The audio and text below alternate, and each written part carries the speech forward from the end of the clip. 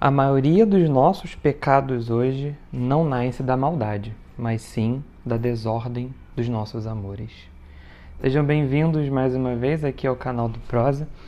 E talvez para encerrar esse ciclo de vídeos de introdução, de início de ano, né, que a gente tem feito, tô vendo aqui se está gravando direitinho. Pra gente fechar esse ciclo de vídeos que a gente fez sobre início de ano, sobre as perspectivas para o novo ano e tudo mais, hoje eu quero conversar uma coisa com vocês que quando eu li e estudei isso fez todo sentido na minha cabeça. E eu acho que vai ser um assunto fundamental para você meditar durante esse início de ano, ainda em janeiro, para que teu ano seja um pouco mais leve, um pouco melhor, um pouco mais alinhado com a vontade de Deus. E foi isso que eu comecei dizendo. A maioria dos nossos pecados hoje, se você for parar para perceber e pensar, não nasce diretamente da maldade. E quando eu me refiro em maldade, eu quero dizer de sermos pessoas ruins, né? Não estou dizendo que 100% é assim. Alguns sim, nasce da maldade, tá tudo bem. E é isso, paciência. Se converte, vai melhorar. Mas a maioria dos pecados ele vem de uma vida desordenada, de uma desordem dos amores e dos nossos bens. É sobre isso que a gente vai conversar hoje. O que eu quero dizer com isso? Na grande maioria das vezes, se não todas, pecar é escolher um bem menor no lugar de um bem maior. É alterar a ordem, inverter a ordem dos amores, né? E de modo que a gente só vive bem se a gente ordena os bens, né? E a gente vai entender sobre isso, beleza? As pessoas hoje em dia, elas estão muito... não necessariamente rejeitam Deus no consciente delas, digamos assim. Não tem uma aversão a Deus ou, como eu disse, pecam por maldade ou por serem pessoas ruins.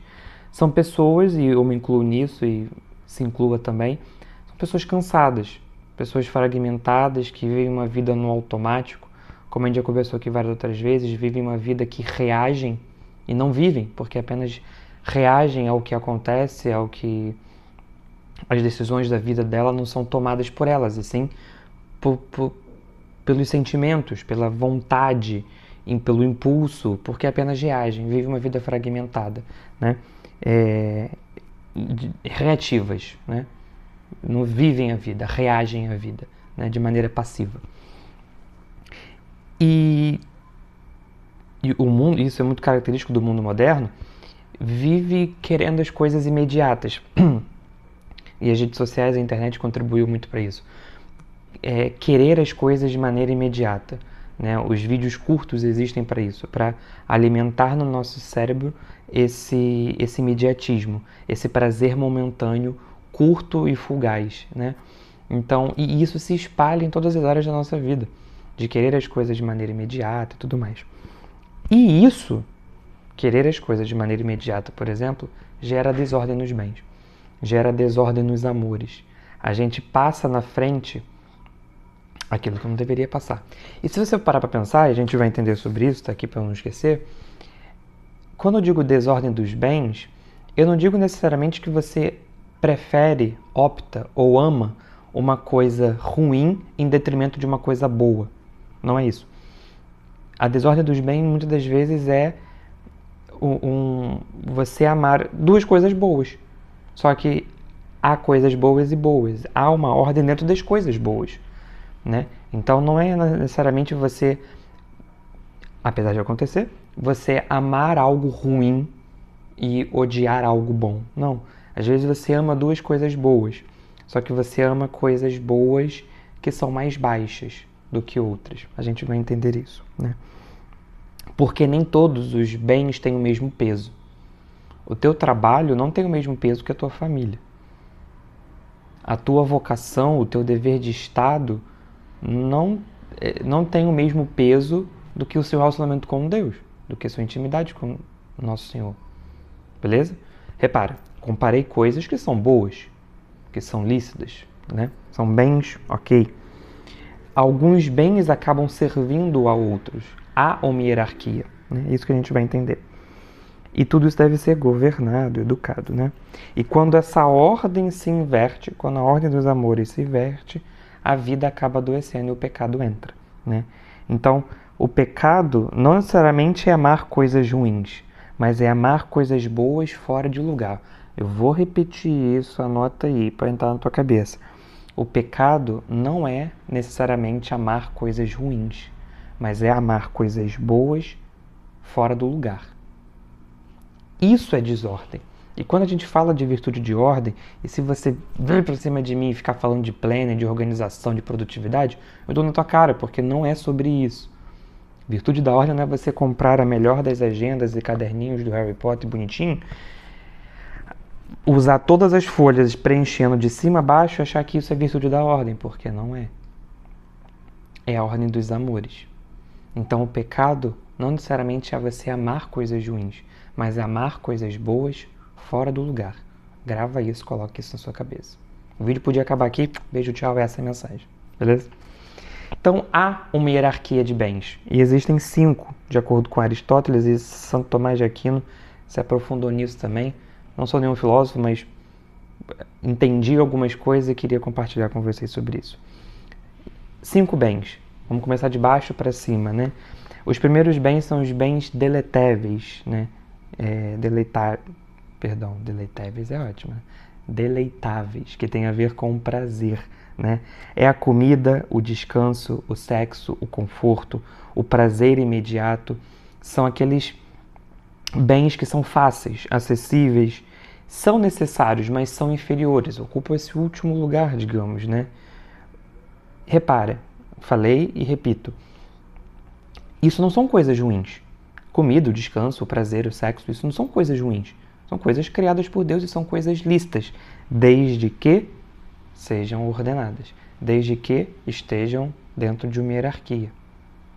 Porque o problema não é gostar do prazer, e sim você deixar o prazer mandar. Seja o prazer sexual, o prazer na comida, entende? Isso é muito importante ser dito, porque no mundo pseudo-puritano, às vezes aí fora, querem abominar isso. E às vezes as pessoas crescem achando que todas essas coisas são ruins, que o prazer é ruim. Porque a galera acha aí fora que a igreja e a religião, o catolicismo, tenta reprimir o prazer, tenta demonizar o prazer, e não é nada disso. Tudo isso é lícito, criado por Deus à nossa disposição, desde que sejam usados vividos dentro de uma hierarquia de bens. De novo, o prazer é lícito, não existe nenhum problema em gostar do prazer, desde que ele não domine, não te domine, né? Vou te dar um exemplo quando você inverte essa ordem. Um exemplo simples. Quando você define as coisas do seu dia a partir de um conforto. Quando você deixa de fazer certas coisas que você deveria fazer pelo conforto, pelo prazer do descanso. Quando você se omite de fazer certas coisas pelo descanso, pelo prazer de ficar fazendo nada. Isso é uma forma de você inverter esse amor. De você amar mais o prazer e o descanso do que qualquer outra coisa. Beleza? Quinto. Quarto, são os bens árduos, que demandam um esforço. O trabalho, a sua carreira, honra, o sustento, a preservação da sua vida. Esses tipos de bem exigem esforço e muitas das vezes até um sacrifício, né? E aqui, nesse momento, a vida começa a pedir renúncias de nossa parte. Né? E muita gente trava nesses bens, por exemplo. Né? Porque pede renúncias para você viver bem o seu trabalho, a preservação da sua vida, o sustento, a carreira, a honra, etc. Beleza? Quarto. Terceiro, os bens sociais, que tem a ver com alianças. Né? O matrimônio, a família, a amizade, compromissos assumidos. E esses tipos de bem, eles só existem quando há uma palavrinha junto, a fidelidade. A fidelidade. Então, repara, já falamos de 3 bens. Deleitáveis, que tem a ver com prazer. Bens árduos, que tem a ver com fazer esforço, trabalho e tudo mais, carreira. E bens sociáveis, que tem a ver com as relações, alianças. E isso é de baixo para cima. Então repara, a tua família, não terminamos, mas a tua família, o teu matrimônio vem primeiro do que qualquer outro tipo de conforto, de qualquer outro tipo de prazer. A tua família vem primeiro do que o teu trabalho, do que a tua carreira, e não o contrário. Só falamos dos três de baixo para cima. Quarto, os bens da inteligência, que tem a ver com a verdade. É a sua consciência, a verdade que existe, a retidão de valores, o teu interior, né? Ela não pode e não deve ser negociada pelo sucesso, pelo prazer. Então, quando você conhece a verdade, sabe o que é a verdade, a moral, uma reta consciência, você não negocia isso em prol de um cargo no seu trabalho. Você não abre mão da sua verdade, das verdades que você aprendeu, em prol de um cargo no trabalho, por exemplo. Não são coisas negociáveis. E por último, sendo o primeiro, os bens sobrenaturais que têm a ver diretamente com Deus, né? A graça, a vida sobrenatural, estar em estado de graça, a vida sobrenatural, Deus, nosso Senhor, a tua fé, né? E aqui, entenda, Deus não entra como um topo da lista. Não é que Deus é o primeiro de tudo de uma listinha. Ele é o que ordena todas as coisas. É ele o princípio e ordenador que dá sentido a todos os outros bens. Então, quando você ama a Deus sobre todas as coisas, ele é um tipo de bem que é o primeiro da sua vida, você passa a ter uma consciência melhor, a não negociar a sua verdade, você vive o seu matrimônio, a sua família, os seus filhos, sua esposa, seu marido, por amor a Deus, o seu trabalho, a sua carreira, todos os seus esforços é por amor a Deus, o prazer, tudo é ordenado de modo a virar a Deus, de contemplar a Deus. Então existe uma hierarquia, como a gente mostrou aqui de baixo para cima, que as ordens não podem ser sobrepostas. Quando há uma mudança nessa hierarquia, nessa ordem, há o pecado. Como a gente falou, o pecado não é necessariamente amar coisas ruins, mas amar as coisas boas fora do lugar. Beleza? Isso é uma coisa muito interessante para a gente poder parar para pensar no nosso início de ano. Muito de verdade. E aí agora todas essas coisas se encaixam. Porque, como a gente disse, e repito com outras palavras, pecar é escolher um bem inferior desprezando um bem superior. Entende isso? Quando você coloca o conforto acima da sua família, quando você coloca o prazer acima da sua consciência, quando o seu trabalho vem acima de Deus e da sua família, quando as relações da sua vida, do seu matrimônio, suas amizades, vêm acima da verdade. Entendem isso? Quantas vezes a gente faz isso, né? A graça de Deus, ela não substitui a ordem da vida, né? Ela pressupõe tudo isso que a gente conversou. E quando a gente abre o coração a Deus, e é isso que a gente quer fazer nesse ano de 2026, quando a gente quer a gente abre o nosso coração a Deus para viver uma vida mais ordenada, alinhada com a sua vontade, é colocar cada coisa no seu lugar. Abrir o coração para Deus é colocar as coisas no lugar. Os bens no seu devido lugar, né?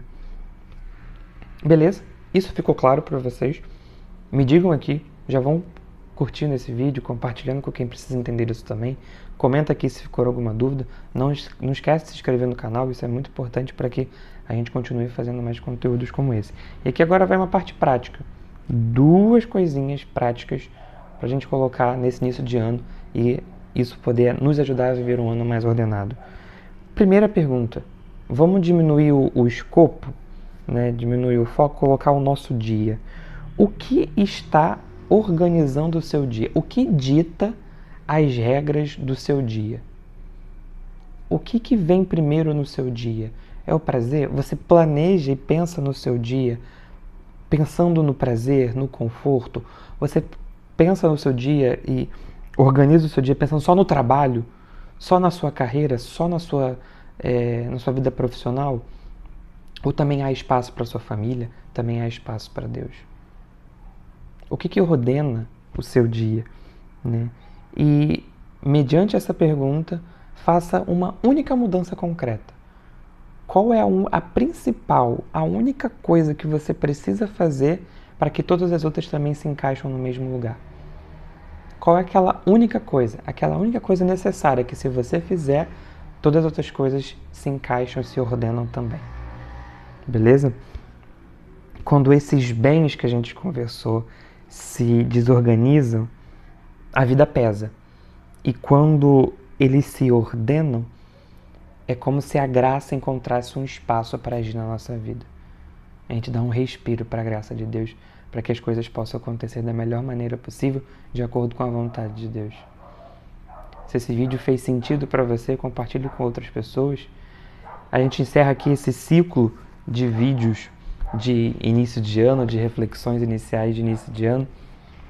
A partir do próximo vídeo a gente vai começar um novo ciclo de conteúdos muito interessante também, mas fica para o próximo vídeo. É um prazer tê-los aqui. Até a próxima.